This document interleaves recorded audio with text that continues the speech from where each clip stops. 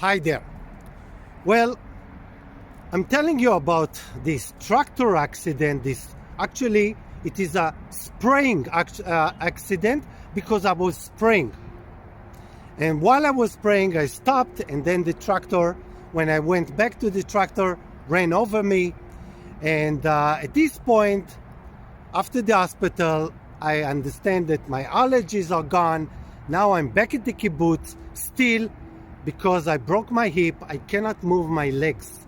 I can only move the tip of my fingers in my legs. That's it. This is all I can move. So I use this time to do things that will change my life. One is I write down my master's degree. Thanks God, at this point there is already a word processor, and I can write down with my left hand, because my right shoulder is broken, my left hand, my thesis. I finished my thesis, and thanks God. And then I think, okay, what now? And I said, well, I do have time now. Why not working on developing this technology for the control of fruit flies? Well, there is a little problem. I am not able to get out of my house. I can hardly walk. Again, I can only move the tip of my fingers. If I want to go from the sofa to the toilet, it takes me like 1 hour because I can only move my fingers in this way. This is the way. Just imagine how it is. It takes a long time, and then going back. But that is enough to take me from the sofa to the kitchen of my house, where I'm going to start the experiments that will change my life. Bye-bye. Hi there. Well, everything about the tractor accident is unbelievable, because this is exactly when my wife is at the very end of her pregnancy with our first son.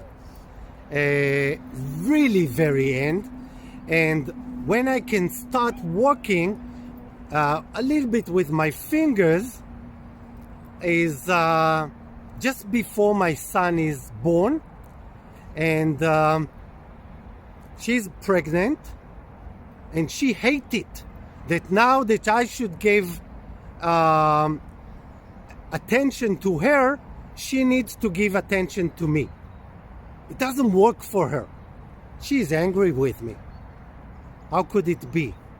And then my child come, and I understand that with a baby at home, if I want to develop something for fruit flies, it has to be extremely safe, because I can only do it at home. I have a baby, I have a wife at home, okay? And I need to kill some fruit flies. I only have the kitchen where I can make things.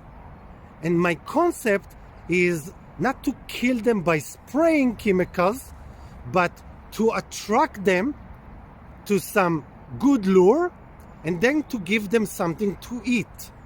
When they eat it, if I can also give them something that will kill them in this food, they will die.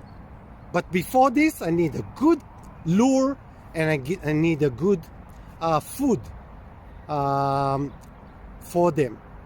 And this I need to develop in my house. And I do it in my kitchen house, the same place, and it's in the kibbutz.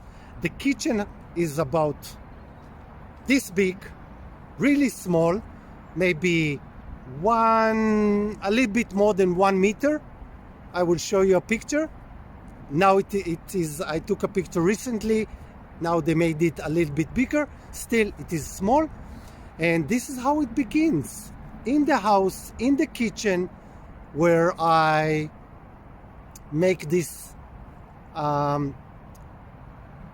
formula.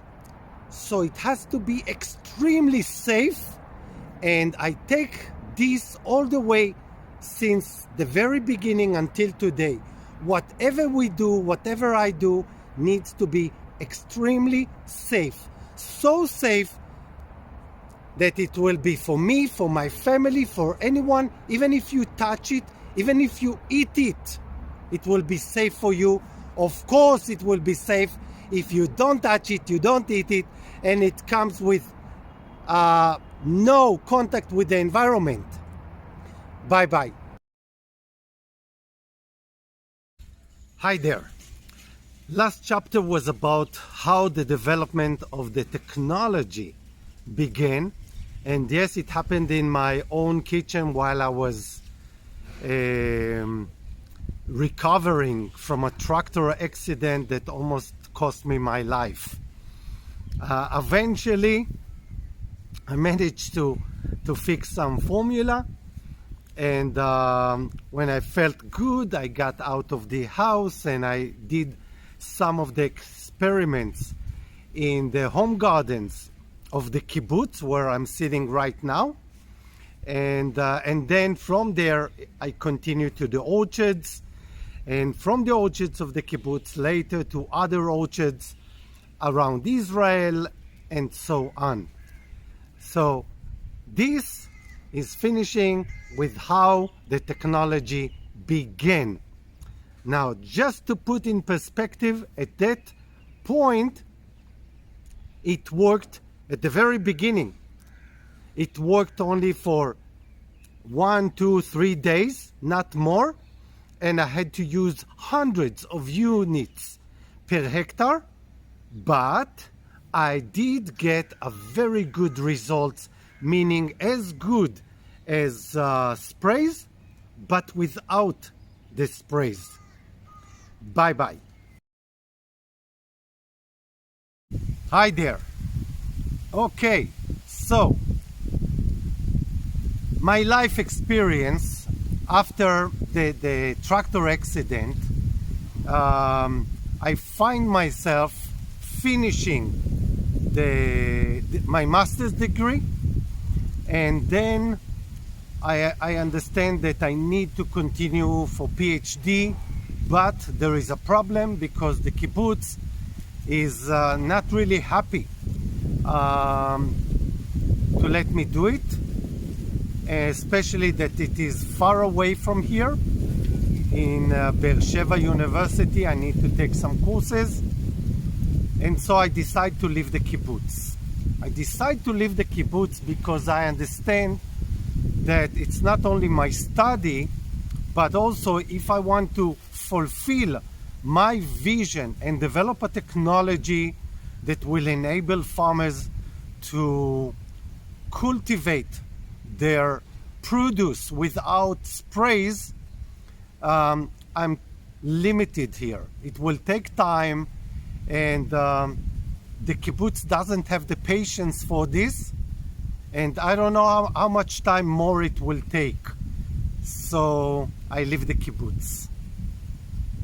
Now what happened is that I start doing more experiments around Israel in all kind of places where farmers have very, very big problems, that even sprays are not the solution. And for me, it is wonderful because this is a place that I say, well, if I can give them a solution without sprays, it means that the technology is really good. This is the top challenge for technology. It's always good to challenge yourself with the top challenges, and I keep it on wherever I go. Bye-bye. Hi there. Behind me is the old dining room of the kibbutz, and those doors, not exactly the same ones because they rebuilt everything practically, but very, very similar. When I was a kid, probably about 6, 7 years old, I ran and I tried to, it was the dining room, right? So I ran in during one of the holidays that we had here, and I pushed the door, and the window, and my hand went on through the window, and the window cut me down here in the armpit, and it wasn't very nice. So this is a memory from my childhood. Okay, let's go back to BioFeed. Experiments of the technology in the kibbutz. Well, it's not only the technology, it is also all the business models. I used Israel as the experiment lab to try and experiment everything that I was doing. And every year we had several prototypes that we would do. And every year I would say, yes, it's really good because results were good, but it's not good enough. Well, it is working for too little time, it is too costly, and it is too much labor. There was always something. It was never good enough. And why it wasn't good enough? Because in my mind, it had to be so good, so cost effective that a farmer wouldn't need to spray anything. But not only farmers in Israel, but also in other places. And this way it went on and on, not for 1 or 2 years, not for 3 or 4, not for 5 or 6, but from 2004, when I established BioFeed, all the way until 2017. Yes, many years. During those years, we've done wonderful things. Next chapter. Bye-bye. Hi there. Well, many experiments in Israel, and finally, I get to a point where I said, yes, we have two things so we can change agriculture as we know it in the world. One is a technology that is very mature, very effective. The second one is the ability to very rapidly develop new products, new solutions. This is what we need, because today, if you have a problem with a pest, an invading pest, for example, it will take you probably 20 years if you ever manage to develop something, and something like 300 million euros until you get a solution. Still, today in the world, there are no solutions for mosquitoes. There are no, although tens of billions of dollars spent on trying to develop something for mosquitoes, and there is no solution, or at least wasn't a solution, Shalom Hamud, for fruit flies and many other pests. So when we have this, we apply for a competition that is called Grand Challenges Israel, which is something that the government of Israel, if you win, help you to, by subsidizing, to develop a solution for another country. We chose India. This is next chapter. Bye-bye. Hi there. Well, last chapter I spoke about how we got to develop new solutions, and the first one we suggested for Bacterothera dorsalis, which is a fruit fly, most problematic pest of India, Asia, Africa, and we did it in India. We got granted to develop it from the government of Israel because of health issues. That is, farmers in India are spraying so much for that pest that those chemicals makes them sick. And because of this, there is a need for a solution. We started developing it. We applied the new technologies for how to develop fast. And yes, within About 18 months, we had a solution, and the solution worked like charm.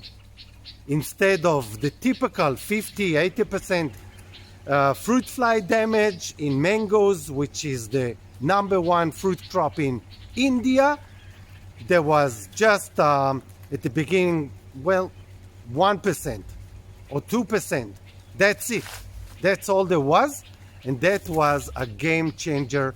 And yes, that was a beginning of a huge change. Later enable us to enter Africa.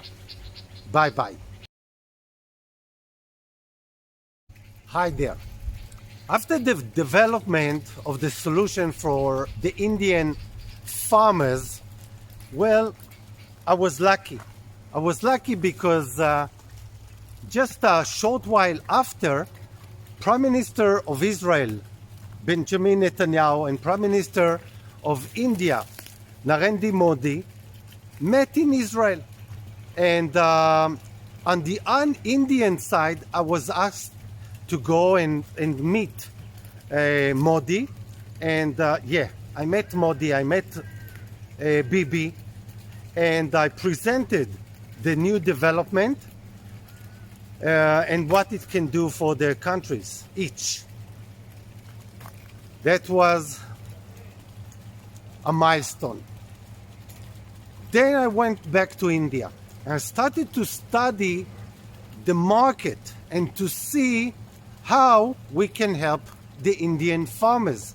Now keep in mind, and this is why I told you all this story from the beginning. My intention was not about technology. My intention was about how do I help farmers to make more money? How do I help the environment to be better? And our health, the consumer's health, to be better. If I can see this, fine. If I cannot see it, I need to think again. And you know what? I didn't see it. I will tell you later why. And this is the next chapter.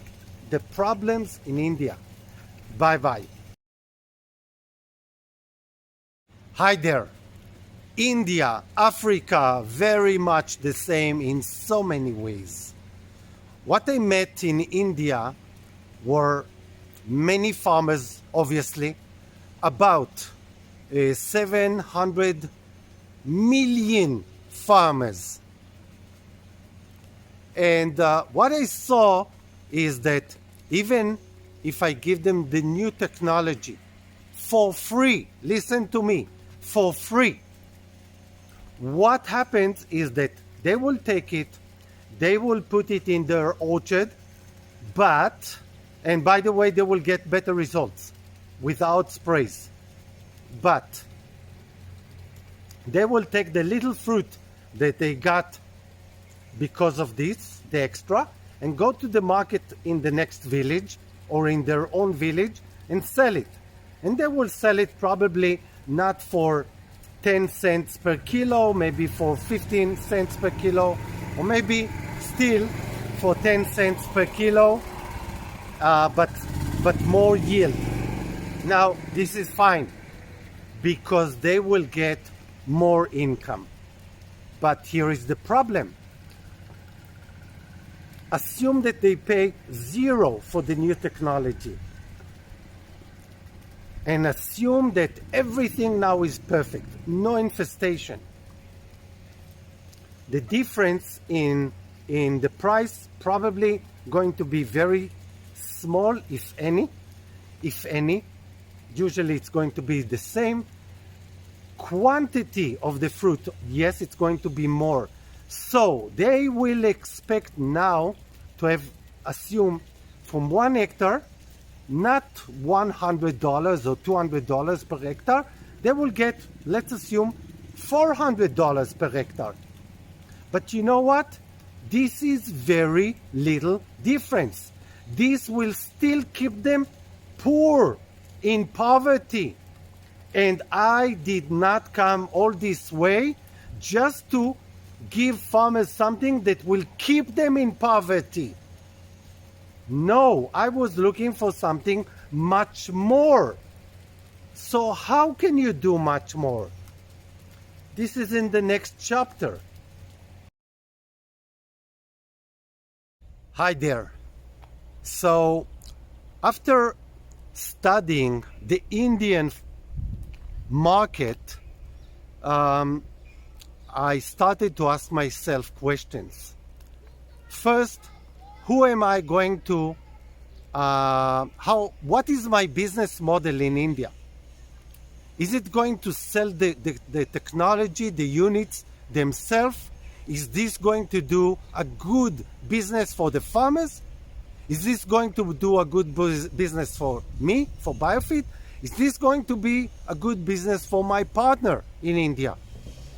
And I discovered that no, it's no for the farmer, no for my business partner in India, no for us. But so what is the alternative? This was my question. What is the alternative? How can I make it a good business? And let's start by the farmer. So the farmer will have much higher income thanks to the new technology, thanks to the new ability to grow and market produce that is free of pesticides, free of fruit flies, and so on. And I didn't have an answer for that. And I did have many companies, distributing companies, coming to me and say, wow, you have a great technology, you have a great product, give it to us, let us distribute it in India, and there are so many farmers, you will make money, I will make money, everybody will make money. Again, when I sat down with myself, with my team, I didn't see how this is going to fundamentalistic change the economy of the farmer, not by $1 or $2, and not by increasing his income from $1.9 a day to $2.3 a day.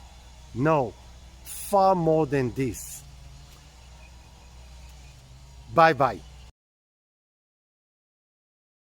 Hi there. Well, as I said in the last chapter, I didn't have a clue of how I'm going to design my business model, but I knew what I don't want.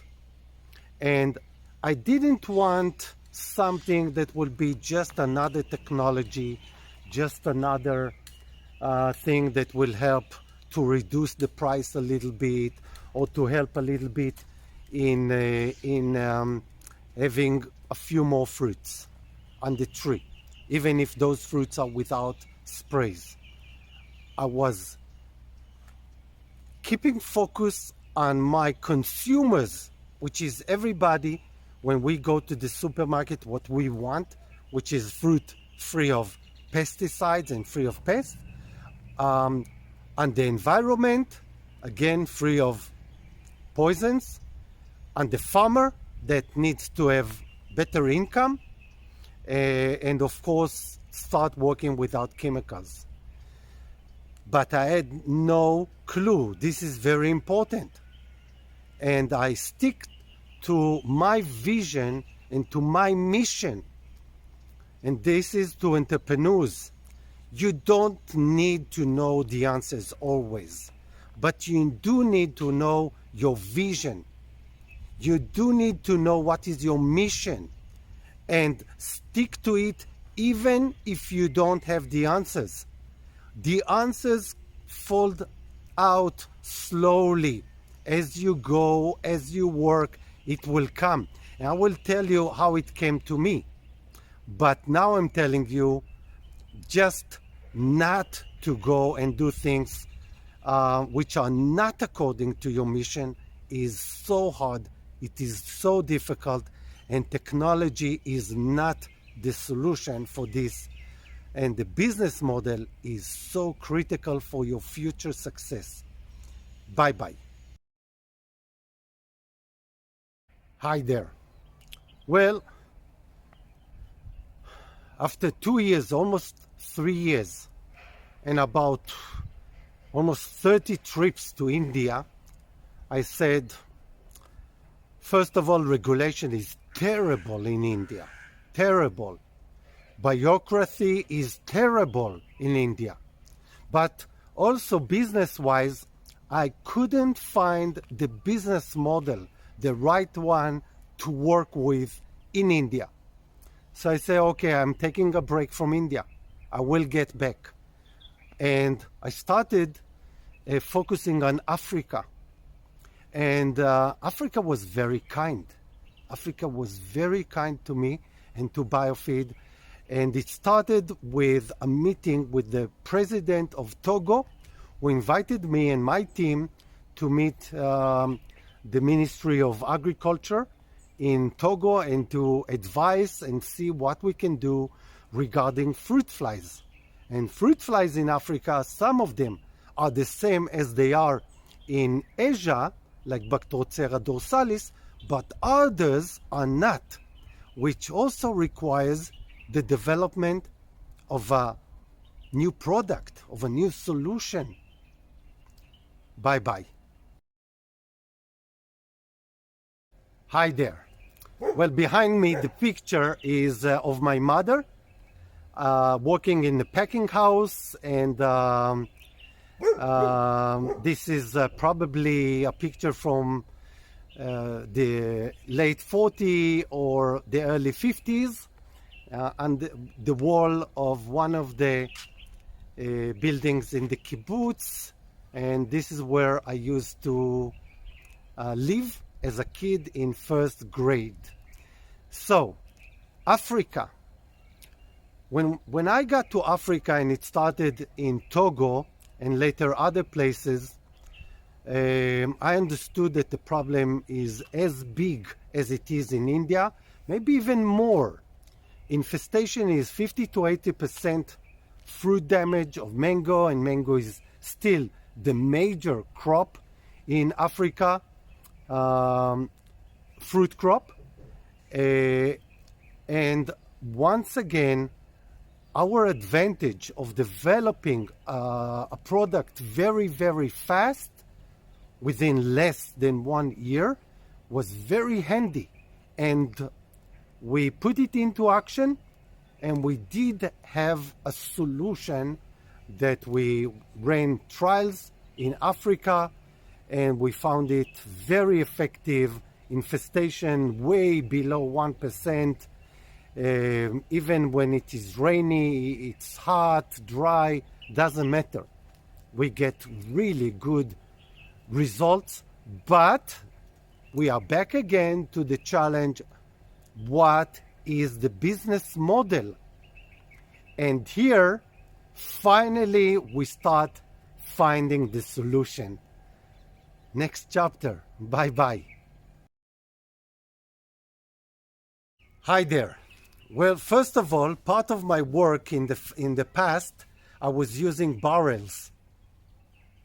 So what I did, I gave those barrels to my brother, who is in the kibbutz, and he helped to make it something for the kids. I'm now in a kindergarten, and you can see it all over like it is here. And this is recycling. It is completely clean, no chemicals, no poisons. Be sure it wasn't for poisons. So this is how you can recycle things even for the kids. So business model. Well, the business model came from a very unexpected place. And that is when I saw the terrible, terrible problems in Africa, just like it is in Asia. And when I did the calculation, I understood that there is no way that those farmers who are making something like $4 per hectare. So little, they will not be able to buy my products because it is far more than, even if they give all that they make. Some other farmers in Africa are making maybe $100 per hectare, or euros per hectare, or 200 or 300. Still, this is very little money. This is what they get. They don't have more. So how do you make a business model? At this point, I understood that first of all, we need to start somewhere. And this somewhere might be not with the poorest people of Africa. We need to start with someone who can set an example of how agriculture should be, how it is the right way of making money for them, for the farmers. So this is a very different way of thinking about the business model. And here you see one of the very first tractors in the kibbutz. And you need to start somewhere. Bye-bye. Hi there. Well, entrepreneurs, if you think that technology is difficult, it is. But the business model, developing the business, is as problematic, as challenging, and probably will affect your business more than the technology itself. So it takes time. And this is exactly what it took me. I will try and explain why I did and not only what I did. So look, when I'm in Africa, after India, and I see one farmer after the other, one country after the other, all of them with many farmers, many of them are very poor. And I need to understand, how do I leave my mark? How do I make the change? It's not about selling products. At least for me, it is about doing the change that I wish. And I understand it is not going to start with selling low-cost products to millions of farmers. Although this is a legitimate target, it's okay. I have nothing against it, but it's not for me.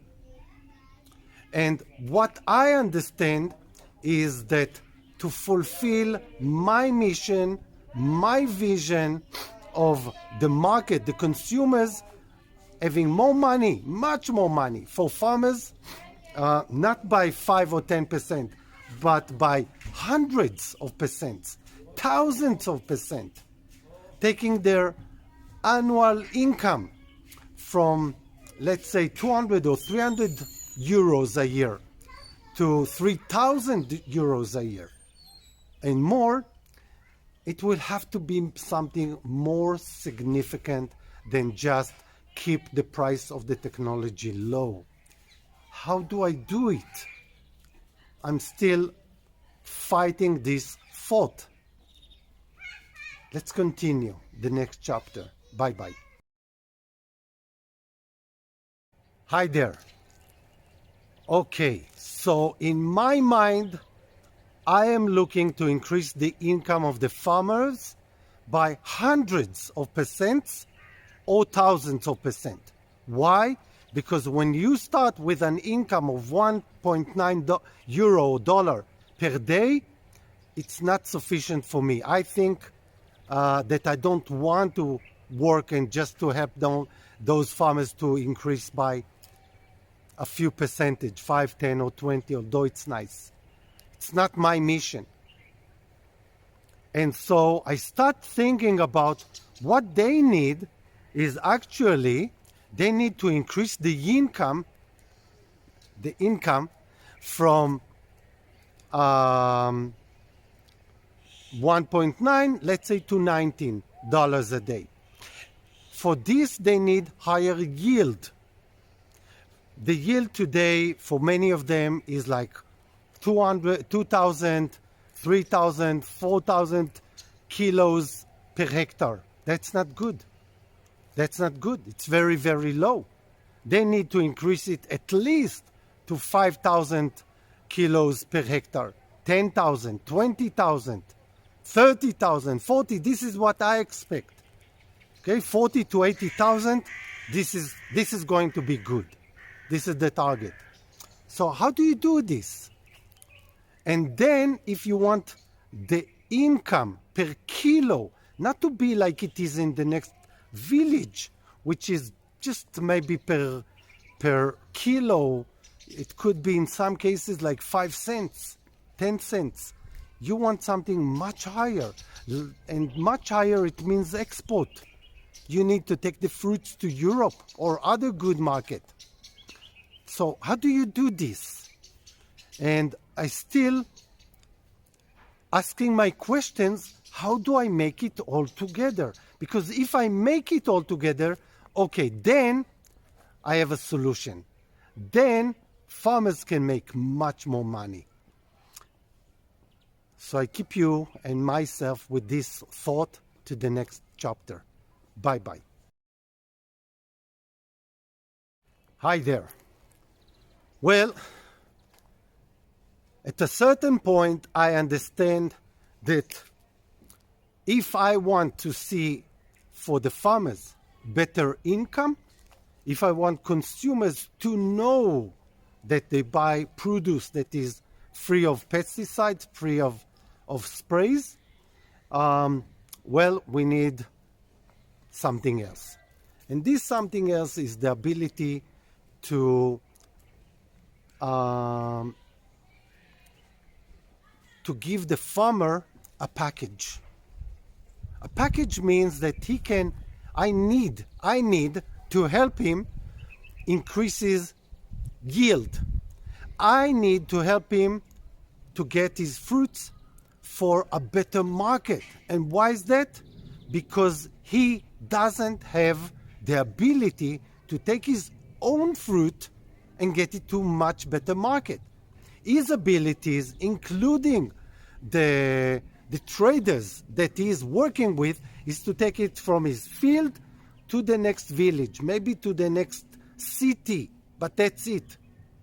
As long as this happens, the income is going to remain very, very low and not sufficient. So at this point, I understand it must be export, or at least export prices. This is one thing. The price per kilo is very important. The second is the yield. How high is the yield? How much I need to invest to help him get a better yield? And what we need to do to get all the way the fruits from Africa to a good market. Bye-bye. Hi there. Well, if I manage to deliver what I want, then you can see that most of the time I have questions.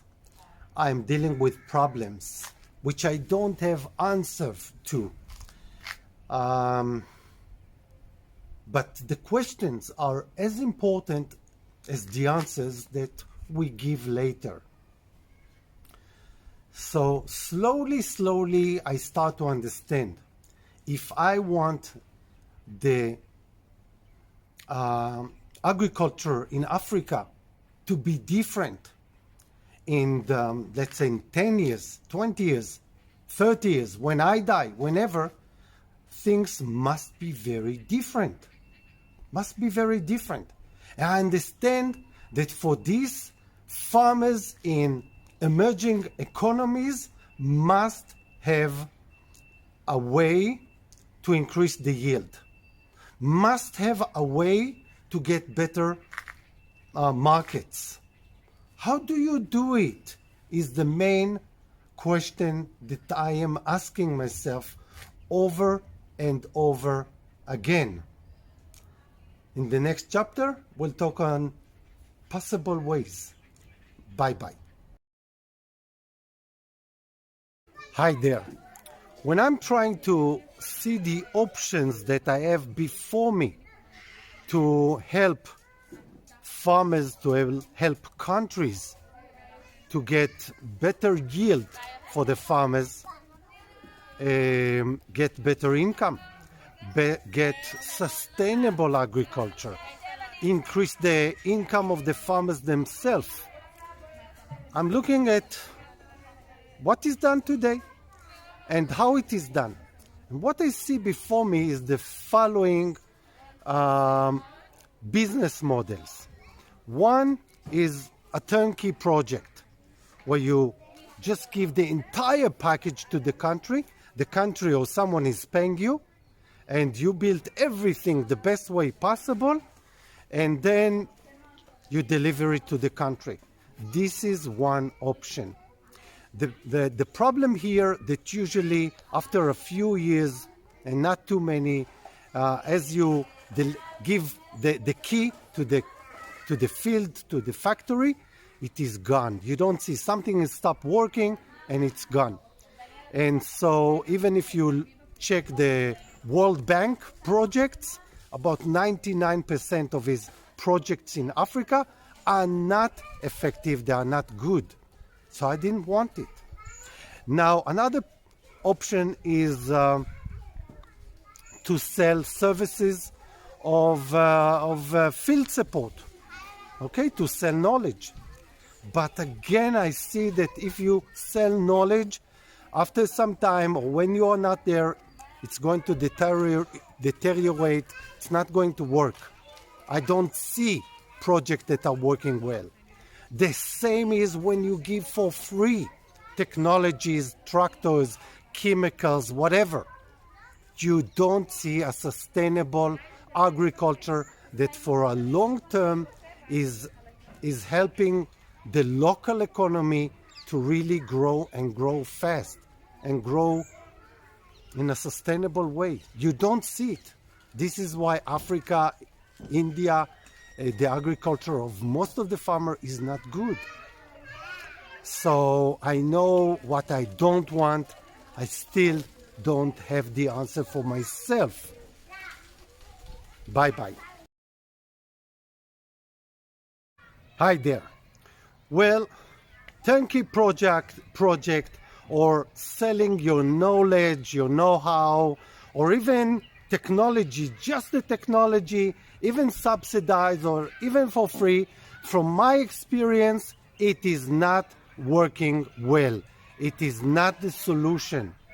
Not sustainable for long term. It's not the thing that I can envision and see how it's going to help the country and its farmers to increase the income for the years to come. What I do start to see is the job to be done. Very important. Let's talk about job to be done. And I will do it in the next chapter. Bye-bye.